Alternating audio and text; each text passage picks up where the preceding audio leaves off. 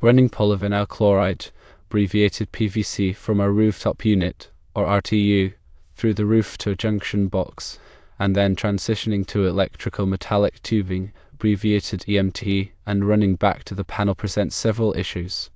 Firstly, consider code violations. The National Electrical Code, or NEC, typically does not permit the use of PVC conduit in direct sunlight exposure. PVC is susceptible to ultraviolet, or UV, degradation, which can compromise its structural integrity over time. Additionally, EMT is generally not approved for use in wet locations, particularly when exposed to the elements. Therefore, running EMT back to the panel through the roof could also violate electrical codes. Secondly, evaluate moisture and condensation concerns. Although the space above the ceiling might not be classified as a plenum, it can still accumulate moisture and condensation.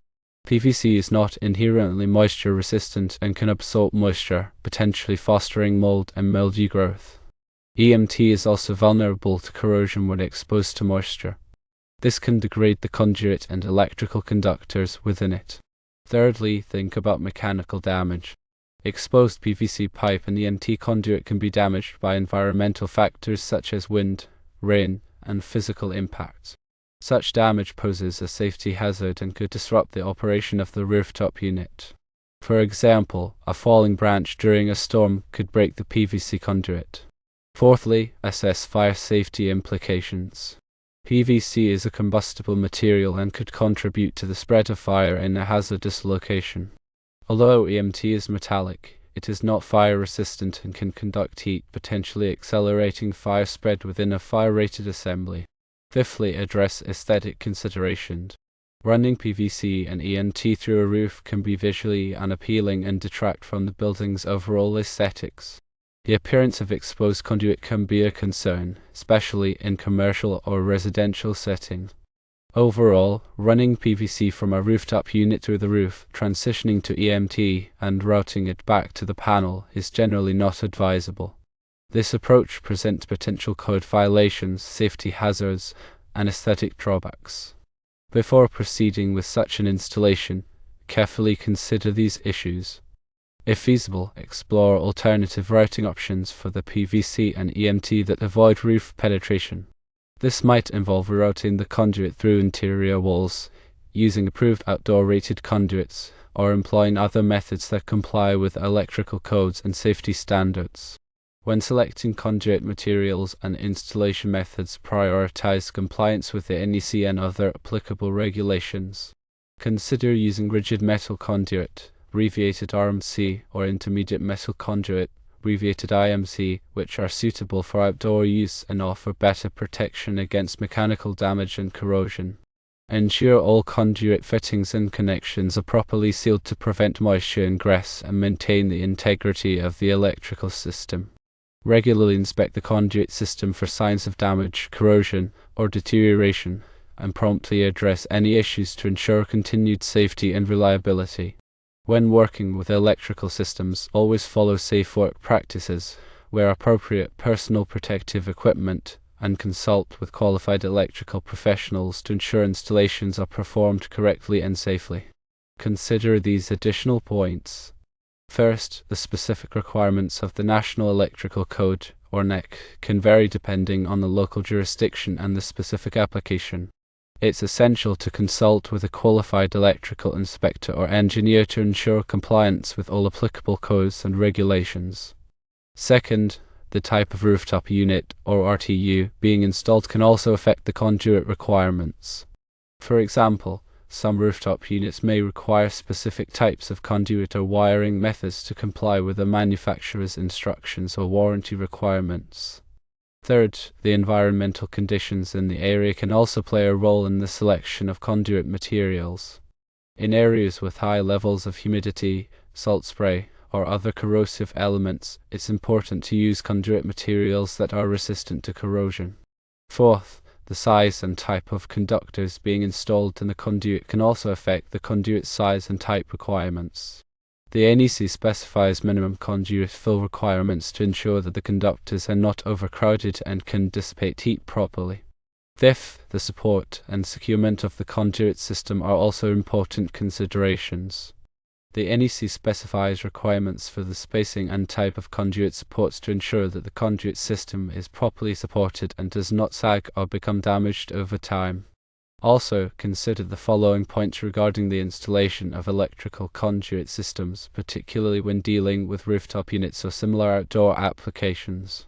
1. Always refer to the most current edition of the National Electrical Code, or NEC, as well as any local amendments or regulations that may apply in your specific jurisdiction. Electrical codes are updated periodically to reflect new technologies, safety standards, and best practices. 2. When selecting conduit materials, take into account the environmental conditions to which the conduit will be exposed.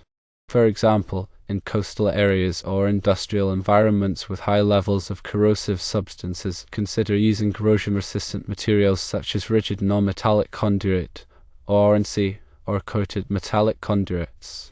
3. Ensure that all conduit fittings and connections are properly tightened and sealed to prevent moisture ingress. Use appropriate sealing compound or tapes to create a watertight seal, especially in outdoor applications where the conduit is exposed to rain, snow, or condensation. 4. When running conduit through walls, floors, or roofs, use appropriate sleeves or bushings to protect the conduit from abrasion or damage. This is particularly important when passing conduit through concrete or masonry structures. 5. Provide adequate support for the conduit system to prevent sagging or displacement. Use conduit hangers, straps, or other approved supports at intervals specified by the NEC or local codes.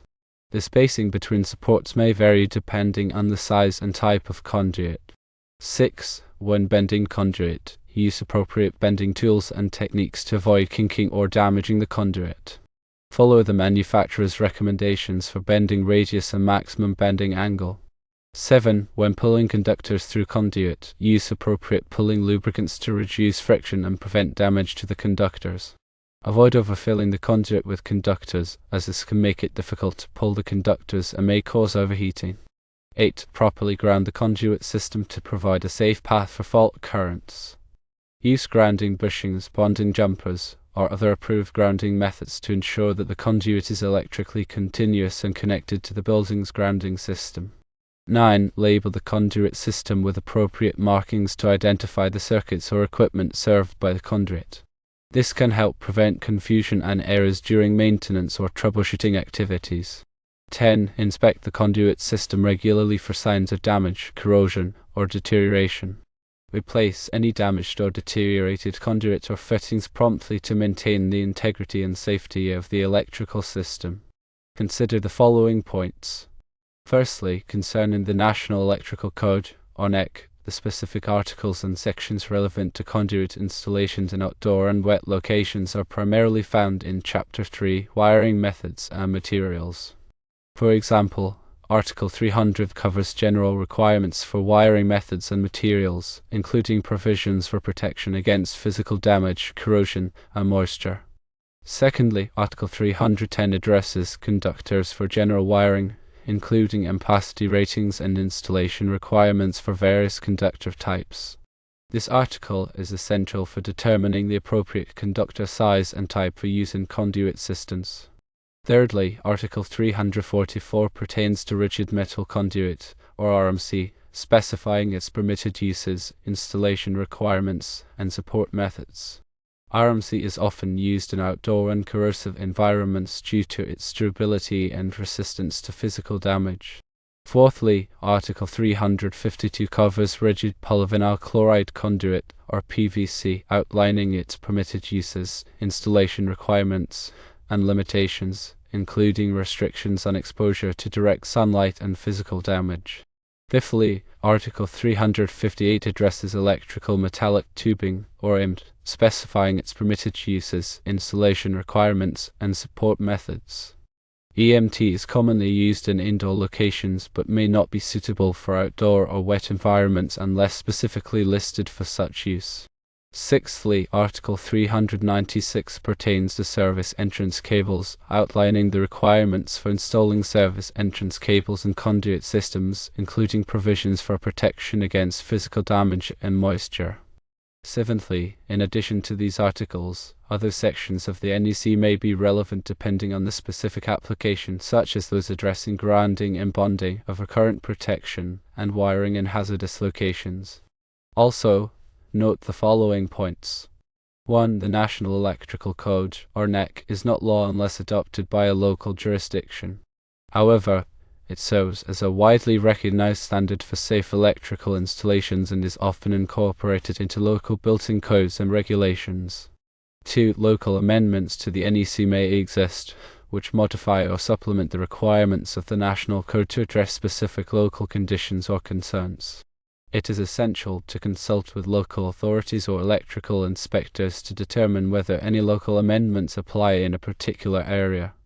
3. The authority having jurisdiction, or OJ, is responsible for interpreting and enforcing the NEC and other applicable codes and regulations.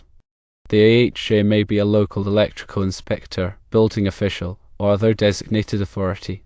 4. Compliance with the NEC is essential for ensuring the safety of electrical installations and protecting people and property from electrical hazards. Failure to comply with the NEC can result in fines, penalties, or legal liability in the event of an accident or injury. 5. The NEC is updated every 3 years to reflect new technologies, safety standards, and best practices. It is important to stay informed about the latest edition of the NEC and any applicable local amendments to ensure compliance with current codes and regulations. Also, it is necessary to consider the following factors when choosing conduit materials for electrical installations. First, consider the environmental conditions, including temperature, humidity, exposure to sunlight, and presence of corrosive substances. Different conduit materials have varying levels of resistance to these factors. Second, consider the mechanical strength requirements, including resistance to impact, crushing, and abrasion. Some conduit materials are more durable and resistant to physical damage than others. Third, consider the fire resistance requirements, especially in areas where fire safety is a concern. Some conduit materials are non-combustible or have fire-resistant properties. Fourth, consider the ease of installation, including weight, flexibility, and availability of fittings and accessories. Some conduit materials are easier to install and work with than others. Fifth, consider the cost of materials, including initial purchase price, installation costs, and long-term maintenance costs. Some conduit materials may be more expensive upfront, but offer lower long-term costs due to their durability and resistance to corrosion. Furthermore, consider the following key points. 1. When dealing with electrical installations in rooftop environments, it is essential to adhere strictly to the guidelines outlined in the National Electrical Code, or NEC, and any applicable local codes or regulations. 2. Rooftop environments often present unique challenges due to exposure to weather elements such as sunlight, rain, snow, and extreme temperatures. Therefore, careful consideration must be given to the selection of appropriate materials and installation methods to ensure the long-term reliability and safety of the electrical system. 3. When running conduit on rooftops, it is crucial to use conduit types that are specifically listed and labeled for outdoor use. These conduits are designed to withstand the effects of sunlight, moisture, and temperature variations without deteriorating or becoming damaged. 4. Rigid metal conduit, or RMC, and intermediate metal conduit, or IMC, are commonly used for rooftop installations due to their durability and resistance to physical damage. However, these conduits must be properly protected against corrosion, especially in coastal areas or industrial environments where exposure to salt spray or corrosive chemicals is likely. 5. Rigid polyvinyl chloride conduit, or PVC, is another option for rooftop installations, but it must be specifically listed for outdoor use and protected from direct sunlight to prevent degradation. PVC conduit is lightweight and easy to install, but it may not be as durable as metal conduit in harsh environments. 6. When installing conduit on rooftops, it is essential to provide adequate support and securement to prevent sagging or displacement. Conduit support should be spaced according to the NEC and should be made of corrosion-resistant materials. 7. All conduit fittings and connections must be properly tightened and sealed to prevent moisture ingress. Use appropriate sealing compounds or tapes to create a watertight seal, especially in areas where the conduit is exposed to rain or snow. 8. When running conduit through roof penetrations, it is crucial to seal the penetrations properly to prevent water leakage and maintain the integrity of the roof. Use approved roof penetration seals or flashing to create a watertight barrier around the conduit. 9. Grounding and bonding are essential for ensuring the safety of electrical systems on rooftops. All metal conduit and equipment must be properly grounded and bonded to provide a low impedance path for fault current. 10. Regular inspections and maintenance are necessary to ensure the long-term reliability and safety of electrical systems on rooftops. Inspect conduit, fittings, and supports for signs of damage, corrosion, or deterioration, and replace any damaged or worn components promptly.